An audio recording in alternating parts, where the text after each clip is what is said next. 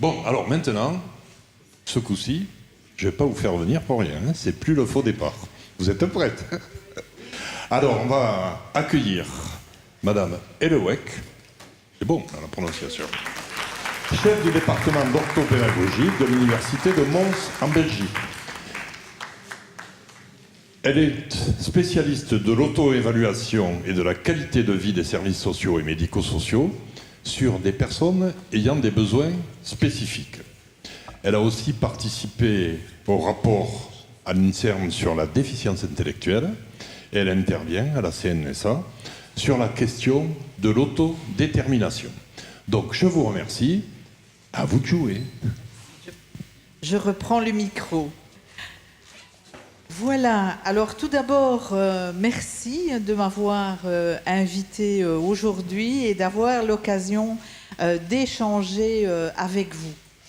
Alors, je dirais qu'en termes d'accent ou d'expression, je pense que vous allez voyager un peu du côté de la Belgique et je vais vous expliquer, je dirais, qu'est-ce que le service d'orthopédagogie clinique, justement pour par la suite pouvoir échanger ensemble. Alors là, je pense que j'ai déjà avancé, je pense. Voilà, magnifique. Voilà. Alors, je suis responsable d'un service d'orthopédagogie clinique. Je dirais, si c'est la première fois que vous entendez ce terme, c'est sans doute tout à fait normal. Alors, qu'est-ce que l'orthopédagogie? Eh bien, disons que ça aussi, ce n'est pas qu'un produit spécifiquement belge, puisque l'orthopédagogie existe aussi en Suisse et au Canada. Mais en tout cas, c'est l'alliance à la fois de la pédagogie et puis que vous voyez que le terme clinique pris dans le sens du sujet de la personne. Alors, nos cadres de référence sont scientifiques et diversifiés, puisque nous faisons appel à la fois aux théories de l'apprentissage, mais aussi à tout ce qui concerne le développement de la personne, développement ordinaire ou spécifique, ainsi que ce qui concerne les troubles neurodéveloppementaux, tels que l'autisme et la déficience intellectuelle dont nous parlons aujourd'hui.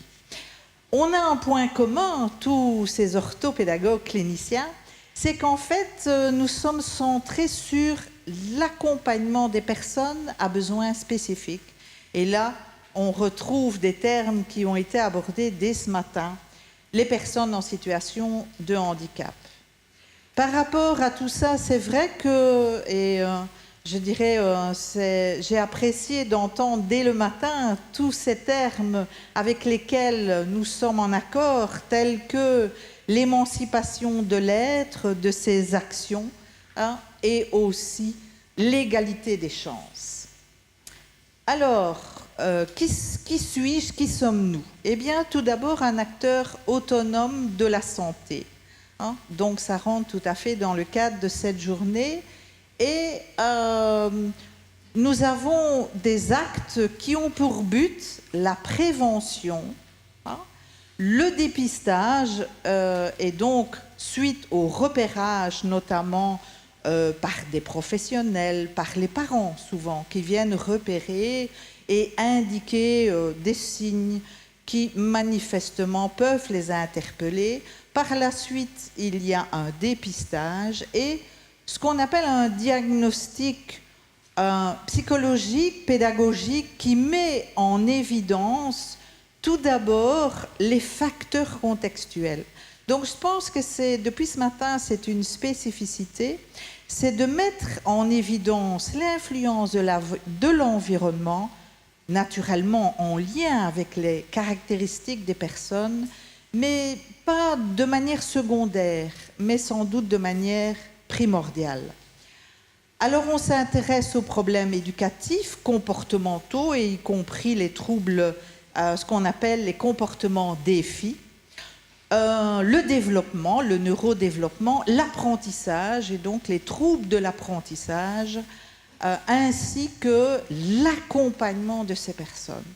Alors voilà nos 3 piliers, prévention, diagnostic et intervention, et surtout un lien très étroit entre le diagnostic et l'intervention, puisque finalement ce diagnostic, je dirais, il est utile à l'intervention, il y a un maillage étroit entre les deux. Finalité, promotion de la santé globale, comme ça a été défini, donc je pense que là on voit qu'on travaille pas uniquement l'absence de maladie, comme vous l'avez signalé, pas uniquement la santé physique, mais aussi le bien-être, la satisfaction. Les notions de qualité de vie et d'inclusion. Alors, on va poser le cadre, puisque aujourd'hui, je dirais, c'est la déficience intellectuelle qui est à l'honneur. Tout d'abord, une approche scientifique et sociale. Une des premières choses qui découle d'ailleurs des travaux de l'INSERM, c'est que ce diagnostic, bien sûr, il met en évidence, je dirais, des éléments qui sont liés au quotient intellectuel, au déficit des fonctions cognitives, mais aussi le lien avec le comportement adaptatif. Donc, une des premières choses, c'est peut-être de rappeler ce qui est parfois une évidence, que le seul QI ne permet pas de poser un diagnostic et que souvent de faux diagnostics, des faux positifs sont posés si on ne s'intéresse qu'à la mesure du quotient intellectuel. Ça, c'est un des premiers éléments. La deuxième chose, c'est l'importance du soutien. Alors, fonctionnement humain, les capacités intellectuelles, on en a parlé, le comportement adaptatif qui sont les piliers du diagnostic qui est important, la santé, aussi dans ses aspects globaux, mais tout ce qui concerne l'étiologie, les prévalences a bien sûr une utilité importante, la participation, l'interaction et tous les éléments qui sont liés au contexte. Le soutien, en fait, qui intervient et qui est vraiment à l'interface, c'est vraiment tout l'ensemble des ressources, que ces ressources soient humaines, matérielles, de stratégie. Donc là, on aborde, je dirais, des méthodes, des lignes d'action qui va viser à promouvoir le développement, l'éducation, les intérêts et le bien-être d'une personne. Donc, c'est vraiment cette variable soutien qui va directement influencer le fonctionnement humain. Donc, on montre là l'importance de toute l'action des parents, des intervenants, des professionnels qui peuvent œuvrer directement à l'amélioration du fonctionnement humain. Donc, c'est vraiment, je dirais, un de nos rôles très importants. Alors, on va poser le cadre. Le chemin vers la gauche, sans doute que vous ne voyez pas tous les éléments, mais de toute façon, ces dias se trouveront certainement sur un site. Ce que ça rappelle, en fait, ce sont les définitions actuelles de ce qu'on appelle processus de production du handicap de Patrick Fougerolas, où on voit l'influence à votre gauche des facteurs personnels. Alors, parmi les facteurs personnels, bien sûr, on a les systèmes organiques qui sont importants, on ne le nie pas, mais on a tous les secteurs juste à côté, des aptitudes, qu'est-ce qui fonctionne bien, quelles sont les forces de la personne, ainsi que les facteurs identitaires, qu'est-ce qui fait que la spécificité de cette personne, ses goûts, ses intérêts, sa motivation, nous y reviendrons. Les facteurs environnementaux et surtout les habitudes de vie. Et depuis ce matin, on a des exemples de ce que peuvent être ces habitudes de vie. Bien sûr, elles vont cibler des activités plus courantes, telles que l'alimentation, les déplacements, mais aussi des mises en projet. Et c'est en fait l'interaction entre ces différents éléments et le soutien qui va être apporté qui fait que finalement, on va aller de situation de handicap à une extrême vers l'autre extrême positive, une pleine participation sociale des individus. Alors, de l'autre côté, en fait, c'est l'article, je rappelle, la Commission des droits des personnes handicapées, en fait, c'est la déclaration de l'ONU qui permet de mettre en évidence quelles sont les cibles, qu'est-ce qu'on entend par personne handicapée, quels sont les éléments qui sont importants et en accord avec ce qui vient d'être dit toute la matinée. C'est bien sûr qu'il y a des incapacités, il ne faut pas le nier, il faut bien les comprendre pour mieux travailler avec elles, mais il y a aussi l'interaction avec différentes barrières qui peuvent faire obstacle à la pleine participation. Alors, dans ce cadre-là, qu'est-ce qu'on peut dire, si on va droit au but, c'est que finalement, au fil du temps, eh bien, il y a un réel changement de paradigme qui fait que nous sommes passés, je dirais, de la conception du patient, de la personne qui présente des incapacités ou des troubles, vers la notion des citoyens. Et là, je reprends ce que, je dirais, le Conseil supérieur de la santé au niveau de la Belgique met en évidence, c'est le caractère citoyen. Alors, il n'y a pas que la Belgique, on a aussi l'INSERM qui, dans son expertise, met en évidence pour se dire, voyons tout le chemin parcouru pour arriver à l'heure actuelle de pouvoir évoquer la situation de handicap. Et donc là, il y a toute une série d'étapes franchies. Au niveau de l'histoire, il faut quand même, et on le sait, de la marginalisation, on a pu aller progressivement vers, je dirais, le courant de la normalisation des conditions de vie, qui a d'ailleurs soutenu nos actions en tant qu'intervenants et chercheurs durant des décennies. Et actuellement, la reconnaissance des droits nous amène pas à faire table rase de ce qui a été fait, pas du tout, mais plutôt de le mettre en exergue et de le recolorer différemment. Parler d'environnement capacitant, ça aussi, ce sont des éléments qui permettent de mobiliser des énergies. Alors, le but, la meilleure reconnaissance des droits à la qualité de vie des personnes à besoins spécifiques. Et donc, voilà, il y a un peu, je dirais, un rappel d'où nous venons pour arriver à la Déclaration des Nations Unies, ratifiée par la France en 2010. D'ailleurs, je sais que vous avez eu l'année passée une première... je ne sais pas quel terme, la rapporteuse des Nations Unies, et voilà, qui a fait un premier rapport concernant, je dirais, les différents États. Et là, c'était pour la France. Nous avons eu exactement la même chose au niveau de la Belgique. Alors voilà, je dirais, les mots-clés, les droits fondamentaux. Et vous voyez que le bien-être physique, social, psychologique sont vraiment des droits qui sont au cœur. On parle d'autodétermination, c'est ce qui caractérise la citoyenneté, qui favorise l'inclusion, et vraiment la personne, le projet de la personne est au centre de l'accompagnement. Alors, de temps en temps, il y a des sauts, voilà, on va y arriver. Posons le cadre, parce que cette déclaration des Nations Unies, on en a souvent entendu parler, c'est aussi peut-être un peu long. Et donc, j'ai choisi certains articles qui me paraissent être importants pour la journée d'aujourd'hui.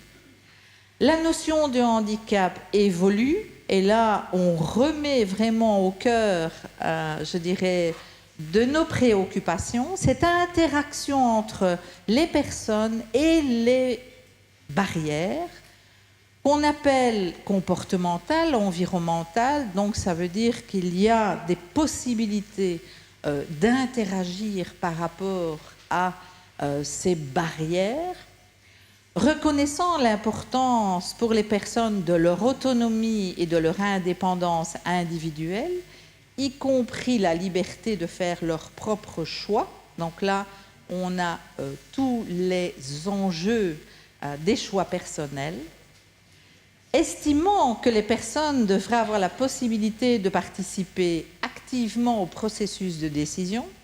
Et là, vous voyez qu'ici, on parle des politiques et des programmes. Donc, on a les conseils des usagers au sein des établissements, de nos services respectifs, mais aussi au niveau de l'élaboration des programmes à visée plus politique et générale. Appréciant les utiles contributions actuelles et potentielles des personnes au bien-être général et à la diversité de leur communauté, donc renforcer le sentiment d'appartenance et faire notablement progresser le développement humain, social et économique. Donc vous voyez, c'est vraiment un projet très très ambitieux et qui montre aussi l'importance de cette variabilité individuelle. Alors, je ne sais pas vous, mais moi, je dirais, durant mon enfance, je m'amusais avec ce qu'on appelle des kaléidoscopes qu'on construisait nous-mêmes avec toute une série de papiers, de couleurs lumineux, brillants.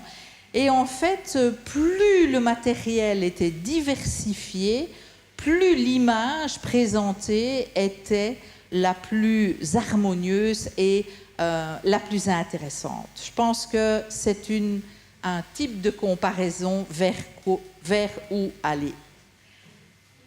Posons toujours le cadre en termes de termes. Nous sommes passés du terme soignant vers des termes de facilitateur, médiateur. On n'est peut-être pas encore tout à fait habitué à ces termes, mais en tout cas, on sent dans nos services que les fonctions changent et qu'on voit apparaître de nouveaux métiers qui n'existaient pas nécessairement parce qu'il y a actuellement de nouveaux besoins du fait de vivre, je dirais, dans des environnements moins protégés. L'usager des services, donc vous voyez, les termes changent, on les définit en termes de possibilités, et aussi les aidants, l'entourage, le statut est aussi quelque chose qui a évolué au fil du temps et qui va nous demander beaucoup plus de coordination et de travail en réseau. Alors, ce modèle biopsychosocial qu'on reprend ici au sein de la roue, nous avons la personne, les différentes sphères sociales, psychologiques et aussi biologiques qui font que nous avons toute une série d'interventions. Elles sont paramédicales, elles sont éducatives, elles sont administratives, elles sont socio-culturelles. Et donc, c'est vraiment un défi macro, je dirais, pour tous les pays, c'est d'avoir une équipe pluridisciplinaire face à la complexité. Donc, complexité de l'individu, complexité des enjeux actuels et aussi complexité de ce travail en équipe pluridisciplinaire avec parfois, le plus souvent, des cultures, des manières de fonctionner et des formations très différentes. Alors ok, finalement cette qualité de vie dont on parle depuis ce matin, est-ce que c'est le monstre du Loch Ness en se disant oui on en parle beaucoup mais on ne le verra jamais arriver? Est-ce que c'est cette fameuse tour de Babel en se disant oulala on se lance là dans quelque chose qui finalement sera non seulement très compliqué mais va engendrer quoi au juste? Alors, qualité de vie. La première chose que j'ai été faire, ça c'est un peu notre déformation de chercheurs, c'est nous avons nos hit parades que nous appelons en fait nos moteurs de recherche. Je vous en ai indiqué quelques-uns, Scholar, Books, Scopus, ce sont nos outils. Ça, ce sont des outils de chercheurs.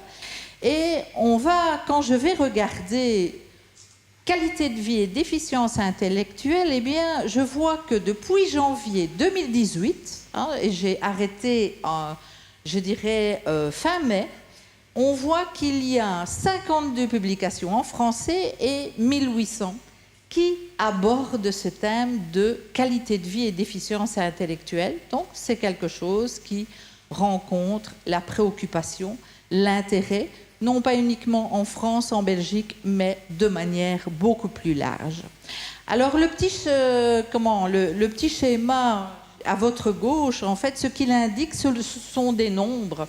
Je pense que vous n'arrivez pas à les lire, mais je vais vous donner la tendance qui est depuis 2014, c'est une augmentation légère du nombre d'articles que l'on peut trouver sur ce thème, l'association qualité de vie et déficience intellectuelle. Vous avez aussi des noms d'auteurs, donc pour ceux qui s'intéressent à aller rechercher toute une série d'informations complémentaires, vous avez vraiment, dans le cadre du hit parade, je dirais ceux qui sortent le maximum et sont des figures de proue au niveau de la qualité de vie et de la déficience intellectuelle. Voilà. Et aussi les sujets. Ça vous permet aussi de voir, mais tiens, je suis médecin, je suis psychologue, je suis assistante sociale ou éducateur spécialisé. Je vais trouver des éléments qui vont plus directement parler à ce qui fait partie de ma spécificité. Alors, l'Organisation mondiale de la santé démontre l'importance de tenir compte de faits objectifs et subjectifs, et on y reviendra.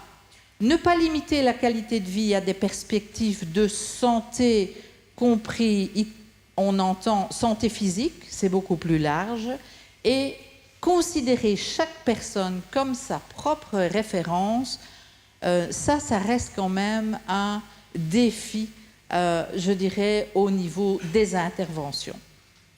Alors, je n'ai pas, je dirais, résisté au plaisir d'associer, je dirais, deux éléments. Le premier, qui est en fait une étude qui s'est adressée aux personnes qui présentent à la fois une déficience intellectuelle, mais également des troubles psychopathologiques. Oui, je dirais, parce que malheureusement, nous pouvons cumuler des problèmes. Et de leur demander qu'est-ce qu'on entend par le bien-être. Et ces personnes se sont exprimées sur ce que représentent les termes de bien-être pour eux, comme vous l'avez fait dans les, je dirais, dans les petites vidéos, interroger les personnes sur la qualité de vie, qu'est-ce que la santé, qu'est-ce que le bien-être. Eh bien, elles nous apportent toute une série d'informations. Alors, la qualité de vie, c'est ce qu'on souhaite au Nouvel An. Ce n'est pas la simple survie, c'est de se dire, on est chauffé, on a un toit, on peut manger tous les jours. Non, ça, c'est de la survie. Mais amour, succès, confort, jouissance, bref, le bonheur. Le bonheur a d'ailleurs été évoqué par un témoignage je dirais, au niveau de la vidéo précédente. Donc, c'est un programme ambitieux. L'enjeu de santé publique, de dire qu'en fait, on va progressivement aller vers, je dirais, comment l'évaluer, de savoir que par rapport à ça, on est passé d'une qualité de vie environnementale, où on s'intéresse à juste titre aux biens, aux possessions, aux activités, et là, on reprend la parole d'un ancien président des États-Unis, c'est certainement pas l'actuel, qui nous disait qu'on ne mesure pas le bonheur d'un Américain à la taille de sa piscine. Voilà, c'est une formule simple, mais qui, je dirais, exprime bien les choses. Par après, on a surtout envisagé la qualité de vie en relation avec la santé pris le plus souvent dans un sens plus restrictif de santé physique, mais c'est important. La qualité de vie maintenant est vue comme un tout et la vie est de qualité lorsqu'elle fait sens et d'abord et avant tout pour la personne. Alors, une évaluation. c'est souvent les questions qui sont posées. OK, la qualité de vie, ça a quand même l'air d'être quelque chose d'assez complexe. Je dirais, comment évaluer? Eh bien, des approches complémentaires par rapport à ça. Je pense qu'il n'y a pas une voie d'accès. C'est intéressant d'avoir le point de vue personnel parce que ça nous montre le filtre de la personne. Je dirais, c'est qualitatif. Et par l'expression du vécu, ça nous permet de comprendre presque de l'intérieur ce qui est important pour la personne. Il existe aussi des outils psychométriques. Alors, quand on utilise des outils plus standardisés, oui, on a une facilité de standardisation. On arrive à un score, on peut avoir des mesures qui sont répétées, on peut... je dirais comparer des mesures réalisées dans des pays différents, par exemple. Et là, nous sommes du côté descriptif. Donc, vous voyez, elles sont essentiellement complémentaires. Si on s'intéresse à un entretien clinique, ce qui est intéressant, c'est-à-dire clinique, c'est-à-dire proche de la personne, c'est essentiel qu'il soit préparé, c'est-à-dire... que va viser cet entretien? Quels sont les secteurs qui vont être abordés? Parce que, comme je vous le disais précédemment, une prise d'information, on doit pouvoir aussi expliquer à la personne, mais finalement, qu'est-ce que ça va amener en termes d'intervention et aussi de changement possible ou d'amélioration au niveau de sa vie. C'est le lien étroit entre évaluation et intervention. C'est un matériel qui est riche, ce qui est dit, comment, je dirais, quelles sont les informations nous sont adressées en termes de mimique, de gestes, de regard. Et c'est vrai qu'il y a toute une série d'informations qui peuvent être diffusées. Si on s'intéresse plutôt à la psychométrie, parce qu'il y a une variété de professionnels au sein de la salle et dans vos structures, d'abord, au point de départ, vous pouvez vous dire, en fait, y a-t-il des outils d'évaluation? Et ma réponse est plutôt, il y a pléthore d'outils d'évaluation. Et donc, c'est important d'essayer plutôt d'avoir des guides, des points de repère parmi les différents types d'outils d'évaluation. D'abord, voir s'il est spécifiquement construit pour la population ciblée. Si vous travaillez avec des jeunes enfants, si vous travaillez avec des ados, si vous travaillez avec des adultes, voire avec des personnes avec avancée en âge, je dirais, les préoccupations de personnes avec avancée en âge sont différentes de celles des adultes. Donc, c'est intéressant d'aller rechercher des outils qui prennent en compte ces spécificités du développement. Dans quel paradigme du concept s'inscrit-il? Autrement dit, sommes-nous bien dans un paradigme biopsychosocial, parce qu'on peut trouver des outils qui datent des années 60, 70, 80.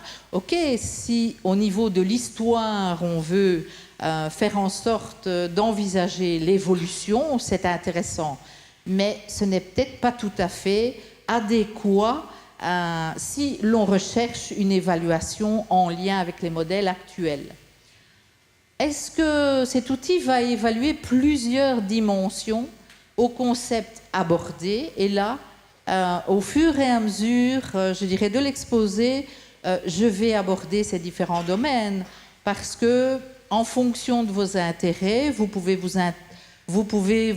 attacher ou vous pouvez vous poser des questions concernant la qualité de vie globale.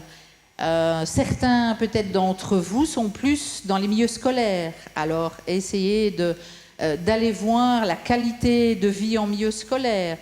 La qualité de vie résidentielle, la qualité de vie dans les relations interpersonnelles. Donc, vous voyez qu'il y a une pléthore et une diversité. Est-ce qu'il est facilement accessible, utilisable? Oui. Je dirais quand on a le choix, prendre un outil à 484 items, c'est peut-être pas le plus facile et le plus motivant pour les équipes. Donc là, c'est aussi un des éléments dont il faut tenir compte. Les bonnes qualités psychométriques et aussi, est-ce que c'est la personne qui va y répondre elle-même ou est-ce que ce sont des professionnels et ou des membres de l'entourage qui vont apporter des informations. Alors une évaluation, pourquoi? Pour orienter l'accompagnement. Donc, évaluer des besoins de manière peut-être plus standardisée. Ça ne met pas à mal, et je l'ai dit, votre perception individuelle et clinique. Ça vous apporte un autre regard. Ça permet d'avoir recours à des éléments peut-être auxquels vous n'auriez pas spontanément pensé. Élaborer des programmes centrés sur l'individu. Donc ça, c'est vraiment le lien, le passage à l'intervention. Ça peut être utile aussi pour évaluer nos interventions, c'est-à-dire on a mis en place un programme, je dirais, d'accompagnement ou une nouvelle activité, telle que par exemple l'activité de plongée qui nous a été présentée.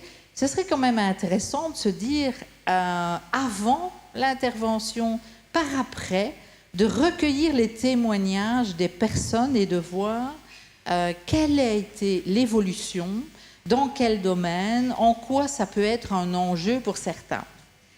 L'évaluation tout au long de l'intervention pour en appréhender les effets probants. Donc, je dirais les effets probants, c'est finalement qui ont montré leur efficacité. De plus en plus, on s'oriente vers ce qu'on appelle evidence-based, practice-based. Donc, c'est à la fois apporter de plus en plus des preuves de nos interventions. Et je sais que ça, c'est peut-être, je dirais, des éléments qui peuvent susciter polémique, on pourra en discuter, mais en tout cas, ça permet de mettre en évidence, je dirais, les effets de nos interventions.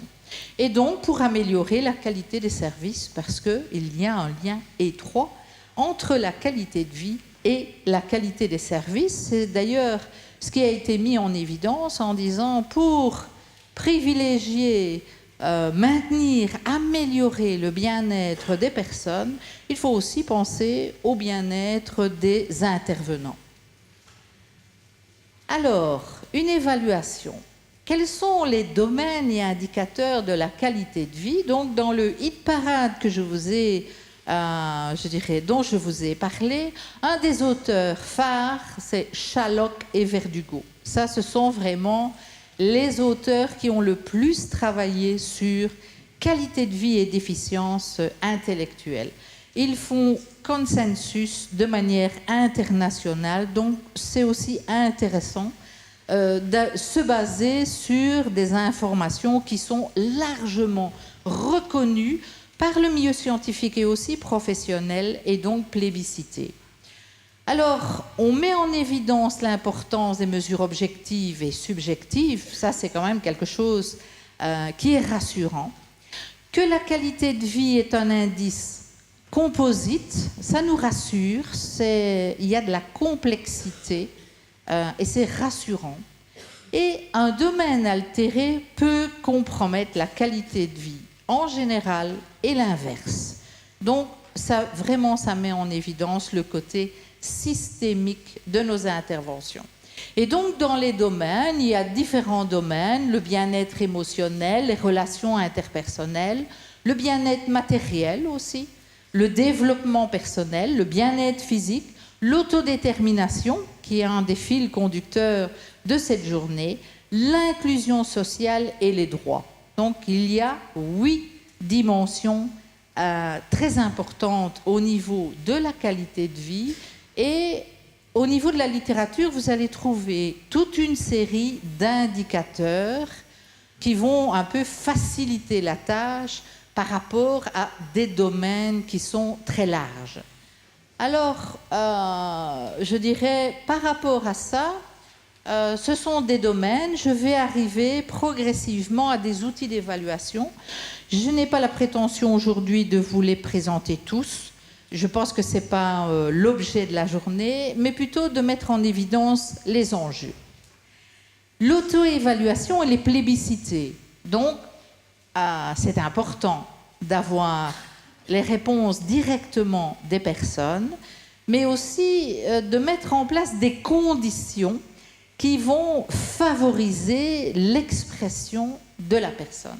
Et pour ça, je dirais, on a nos petits outils préliminaires qui permettent de voir et de travailler, je dirais, jusqu'à quel point, je dirais, la personne a une tendance à l'acquiescement, c'est-à-dire, ça vous le savez aussi en tant que professionnel, je dirais, souvent, ont plus tendance à vous dire oui, pour vous faire plaisir, pour ne pas vous vexer, pour toute une série de raisons.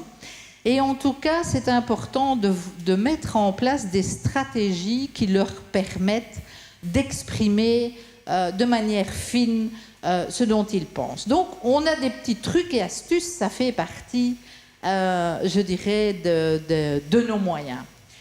Les obstacles cognitifs, je ne vais pas tous les rappeler, mais je pense que ça montre qu'il faut une bonne connaissance, une connaissance fine des capacités des personnes, non pas pour se dire on ne va pas les interroger, ils ne vont sans doute pas pouvoir exprimer leur point de vue, pas du tout, mais plutôt pour mettre en place des moyens, un discours narratif, recentrer les propos sur les perceptions, revenir sur le même sujet, utiliser des synonymes, reformuler, s'inquiéter que la personne a bien compris, introduire des supports visuels, focaliser sur le vécu actuel.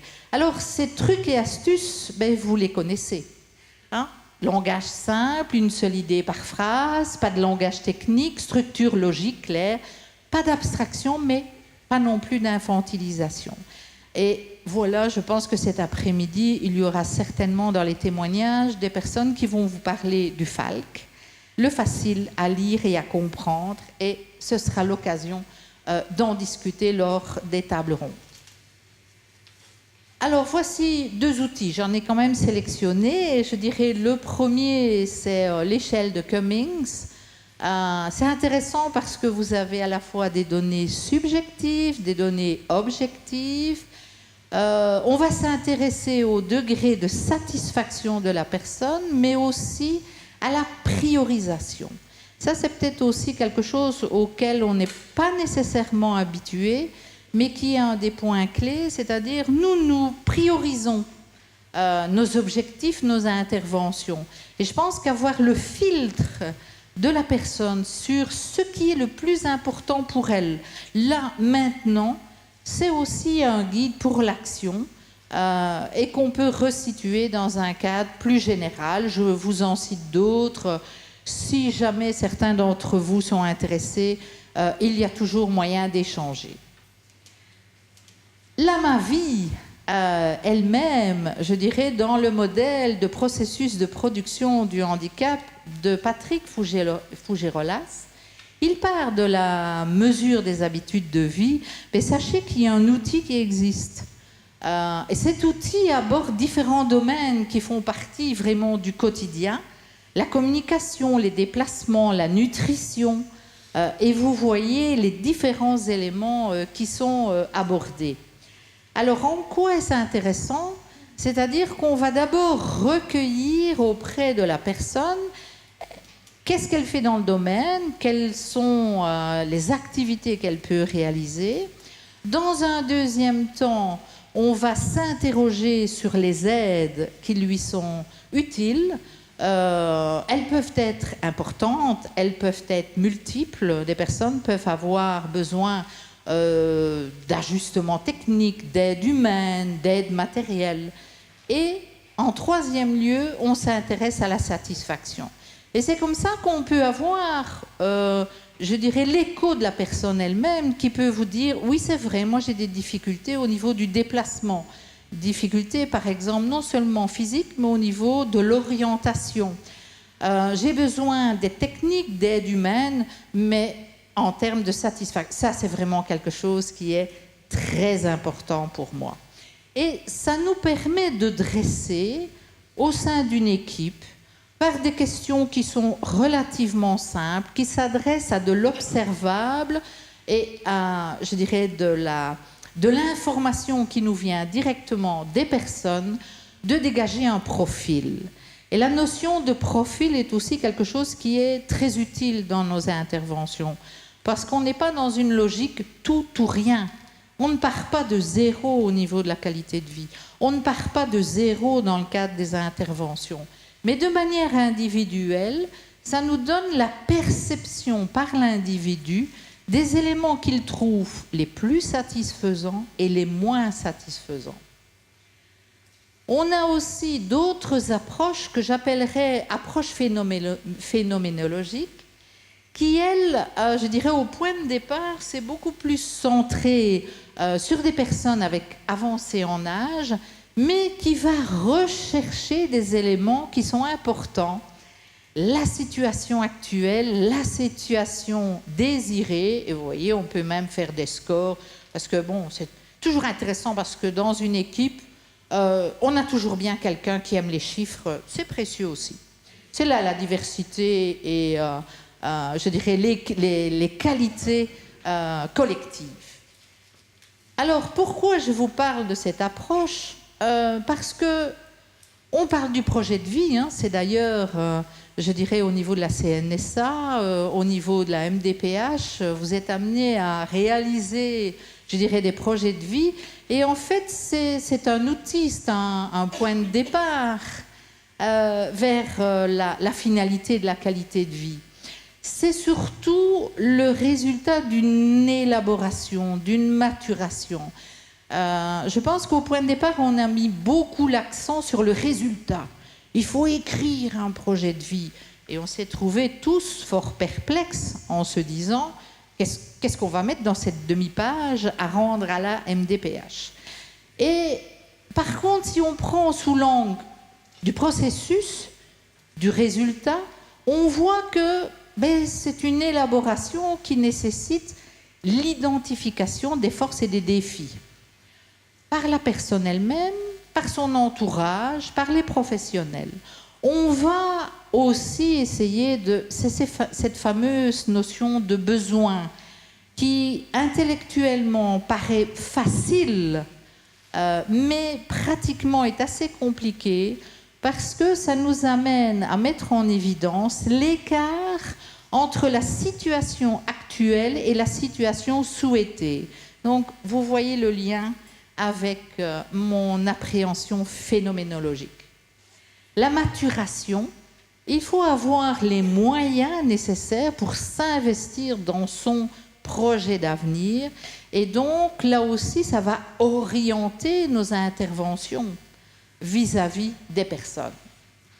Tout au long de la vie, hein, du tout jeune âge jusqu'à la toute grande avancée en âge. Alors, c'est pour ça que je me suis intéressée déjà depuis, je dirais, presque une vingtaine d'années. Donc ici, ça s'appelle « Imagine ton projet de vie », qui est en fait un guide méthodologique qui s'adresse aux personnes avec déficience intellectuelle elles-mêmes. Il y a aussi, je dirais, des outils d'accompagnement pour l'équipe. Alors, mon projet, c'était essentiellement de faire en sorte que le passage entre la théorie et la pratique soit plus souple. J'ai toujours été intéressée par mettre en place des éléments qui peuvent répondre le plus rapidement possible aux besoins des équipes d'intervention. Alors imagine ton projet de vie. Là, j'ai été sollicitée par une association que vous connaissez bien, qui est Trisomie 21 France, et qui voulait travailler à comment mettre en œuvre ce projet de vie, mais surtout comment favoriser l'expression des personnes. C'est notre souhait aujourd'hui, c'est pour ça que nous sommes rassemblés, quel que soit, je dirais, le degré de difficulté de ces personnes. Alors, au point de départ, c'est un travail de collaboration, c'est ça qui est intéressant. On s'est intéressé aux personnes qui sont porteuses de trisomie 21 et par après, ça a été étendu, validé, utilisé avec d'autres publics que ceux qui présentent le syndrome de Down. Alors, qu'est-ce qu'on a? Vous voyez, je suis partie de la théorie, je suis partie des déclarations, des droits et j'arrive à des outils méthodologiques. En fait, c'est un programme de formation, comme je vous le disais. C'est ma vie, je l'ai choisi, qui s'adresse directement aux personnes. Donc là, on va avoir des livrets où il y aura des illustrations que la personne peut compléter par des images, par des dessins, par des supports, par tout matériel qu'elle trouve intéressant. Et on va aborder des questions fondamentales du projet de vie. C'est quoi un choix? Ma vie? Qu'est-ce qui est le plus important pour moi? Ce sont des questions qui sont complexes et elles doivent le rester. Je dirais, il n'y a pas, une simplification qui permet de dire la qualité de vie de manière générale ou le projet de manière générale, c'est ceci ou c'est cela. C'est simpliste, ça ne correspond à rien. La deuxième partie, c'est à ce moment-là, passer à la décision. Quelques illustrations. Voilà. C'est ma vie, je la choisis. J'apprends à choisir. Par rapport à ça, en fait, le fait d'apprendre à choisir, je ne sais pas, de temps en temps, l'image disparaît, je ne sais pas pourquoi, voilà.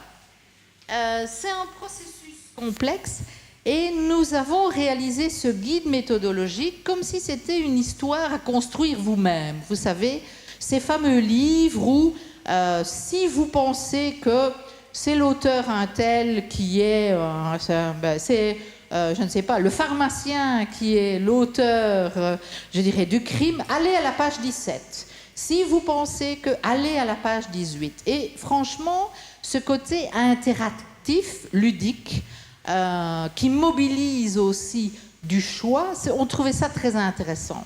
Et donc, on a fait un arbre de décision. Et si je me lançais dans mon projet, choisir, qu'est-ce que c'est? Est-ce que je peux choisir? On se pose toutes les questions qu'on se pose tous les jours. Est-ce que je peux tout choisir? Non. Quels sont les éléments que je peux choisir?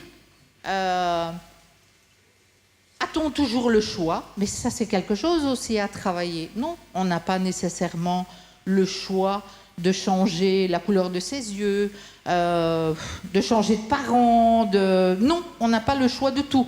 Voilà, on part avec des principes de réalité. Et est-ce qu'on a la possibilité de choisir et de mettre en évidence des questions qu'on se pose tous? Choisir, c'est prendre un risque. Comment faire le bon choix? Si les autres ne sont pas d'accord avec mes choix, si je me trompe, donc vous voyez, ce sont vraiment un travail de processus.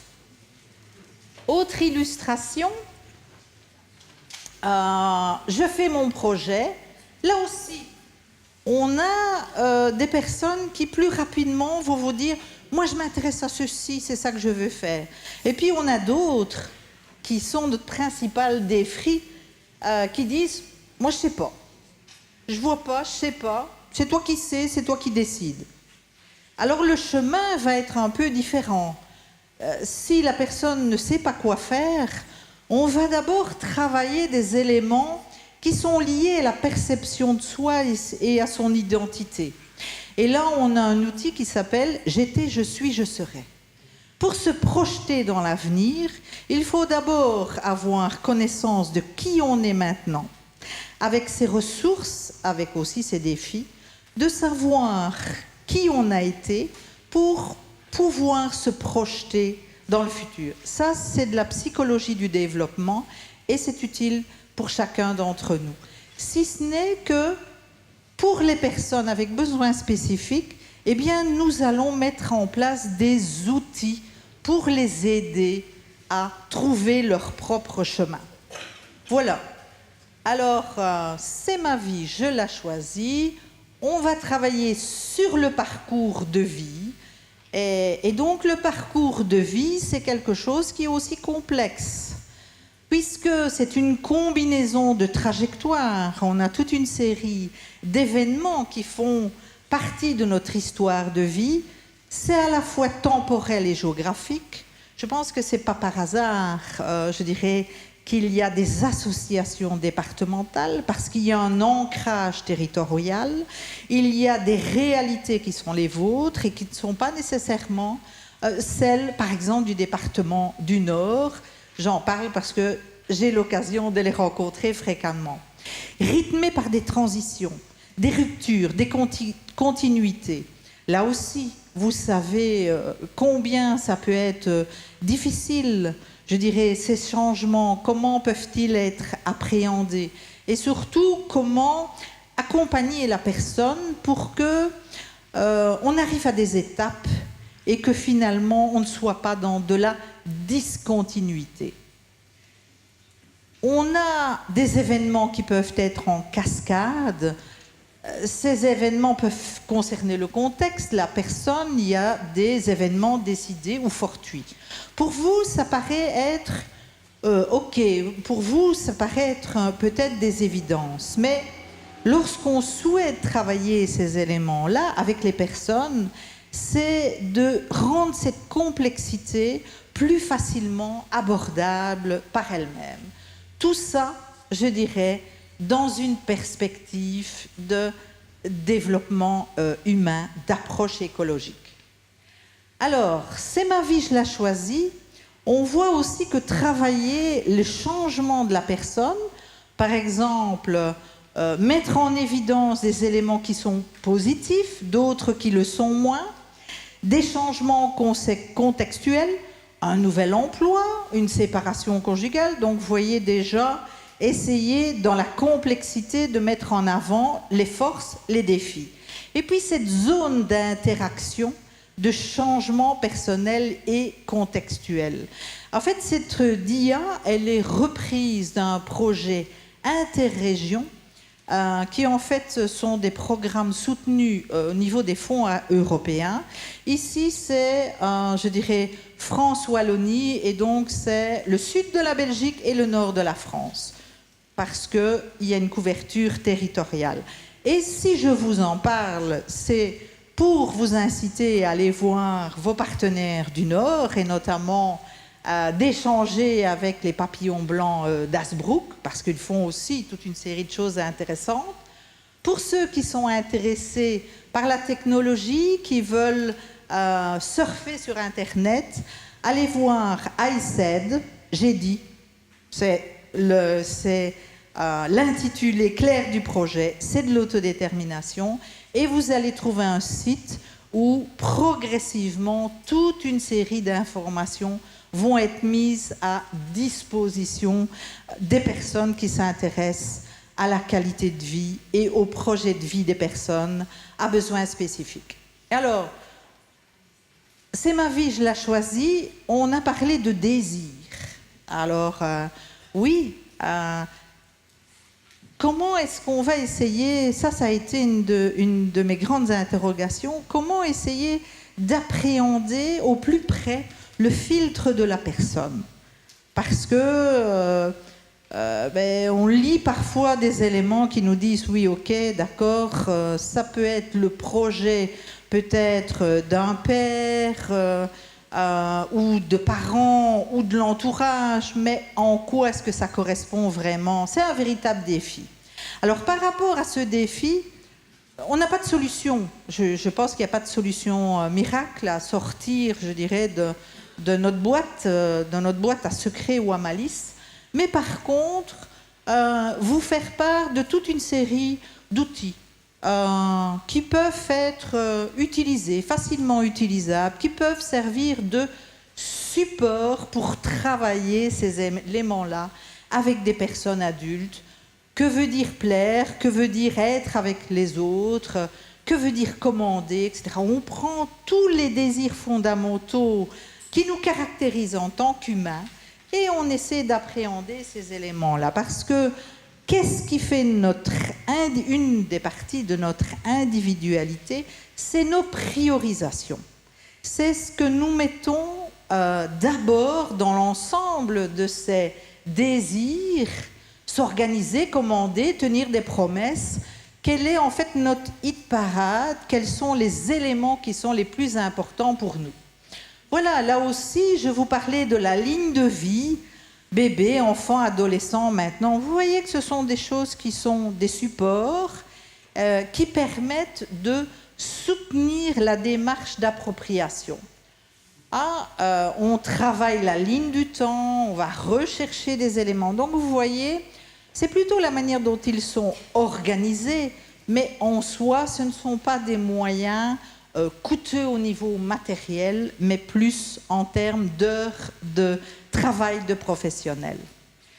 Pour ceux qui s'intéressent au logiciel, sachez qu'il y a aussi la possibilité pour les personnes, en étant accompagnées ou pas, ça dépend naturellement des habilités et de l'aisance avec Internet, de pouvoir travailler sur un logiciel.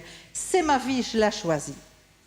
Je m'achemine, je regarde le temps, ne vous inquiétez pas, je m'achemine vers les conclusions. Et je ne résiste pas au plaisir de vous annoncer quelque chose de gratuit. Ça, quand même, je me dis, c'est quand même, à l'heure actuelle, c'est quelque chose qui est intéressant. C'est de l'e-learning ou les MOOC.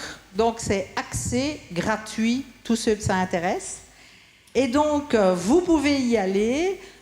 C'est vraiment des modules de formation qui concernent les personnes avec déficience intellectuelle ou de l'autisme ou des troubles psychiques. C'est le fruit d'une collaboration entre 5 partenaires, à la fois associatifs et universitaires, et je dirais, qui a reçu le label UNESCO. Donc, allez-y, partagez, diffusez. C'est à consommer sans modération. C'est excellent pour la santé. Un défi de conclure.